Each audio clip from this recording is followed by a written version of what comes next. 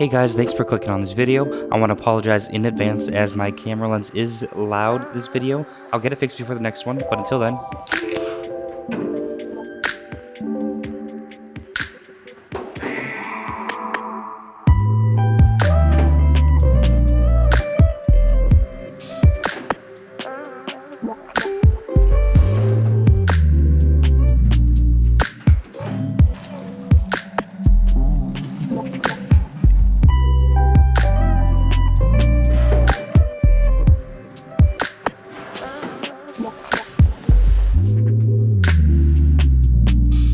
so first things first, we are going to get our screwdriver open, and I can't get it open. One sec.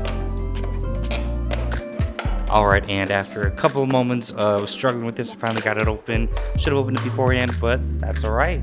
Let's move over to our motherboard. So we've got our motherboard here. I'm going to go ahead and unwrap it. You're going to notice that I'm taking these out of the boxes, so you kind of get a little unboxing of every little piece that I've got here. Once I've got it out, I'm going to go ahead and set it down. We are going to move over to our CPU. This is going to be the first thing that I like to put into my motherboard here. So I'm just showing you where it goes here. And it's very important to take note that when inserting the CPU, there's a specific place that it goes, and there's going to be a little arrow in one of the corners, and that's going to be both on the motherboard and on the CPU. So you want to take note of that so that when you put it in, you can match where the arrow is pointing. So that way you set the CPU correctly into the socket without breaking it. Next, I'm going to move on to my storage. I really like getting everything onto my motherboard first, just because once I get that in, it's easier to get everything else screwed in and moving, at least from my experience. Everyone has their own ways to go about it, but here I am. I'm going to go ahead and unscrew this part here.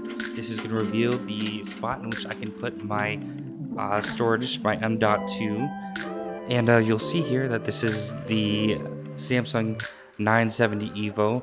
I received this one and not the one that you saw in the picture. My dad actually upgraded his, and then he gave me his old one, so I'm using just a hand-me-down part. Perfectly fine. You'll notice and learn as you use computers that hand-me-down parts aren't always bad, as they can work and tend to be cheaper by a lot. Anyways, we're gonna move on to our RAM here. So I'm gonna get this out of the case here if it wants to come out.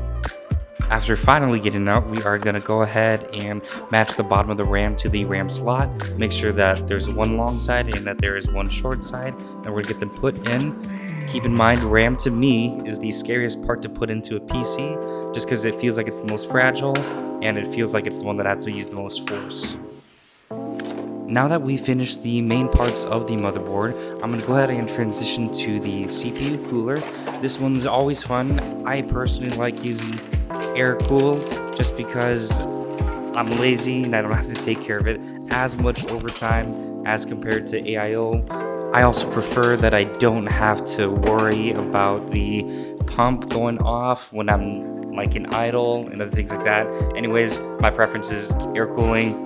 Going with this, run with this. It's gonna work. It's gonna be fine. Almost anything is going to be better than what you might receive with the stock cooler. So if you can, get yourself a good cooler. There's a lot of good videos out there on which coolers work best and which coolers fit best in your case. But this is the one I'm running with. Go Noctua. I love the little sticker that they give us. Alright, now refocusing on the actual important stuff. We're going to go ahead and put on the thermal compound onto the CPU. I'm going to go ahead and follow the instructions that Noctua gives me here.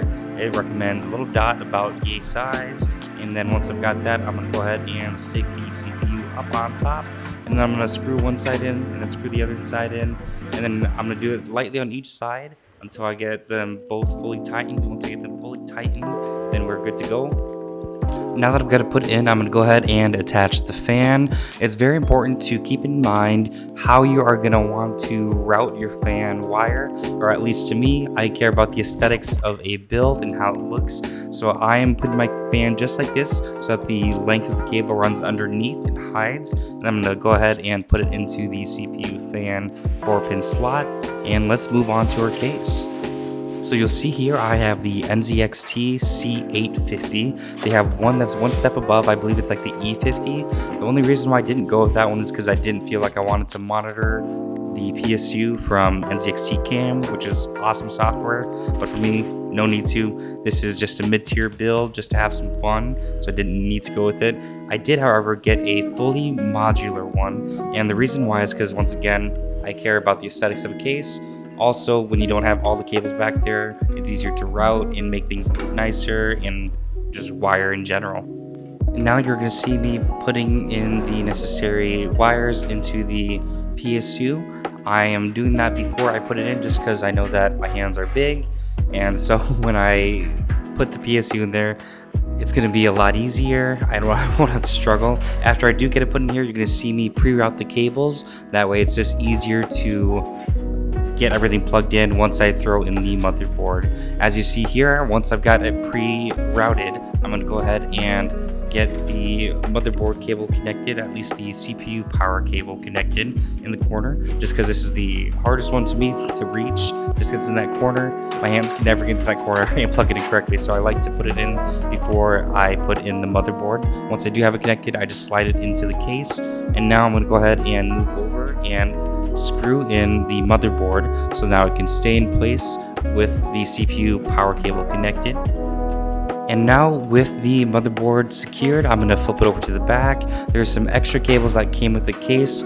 Most of the time, these are going to be either fan cables, or in this case here, the F panel cables, the front panel cables. So that's your power button, USBs, if you have audios, jacks, it's going to be up there. These are going to be the wires that come with the case that you've got to wire to the motherboard. So I'm going to go ahead and just figure out where everything might work best, look best, flow best, so that way the case isn't bulging and so that everything looks nice and tidy.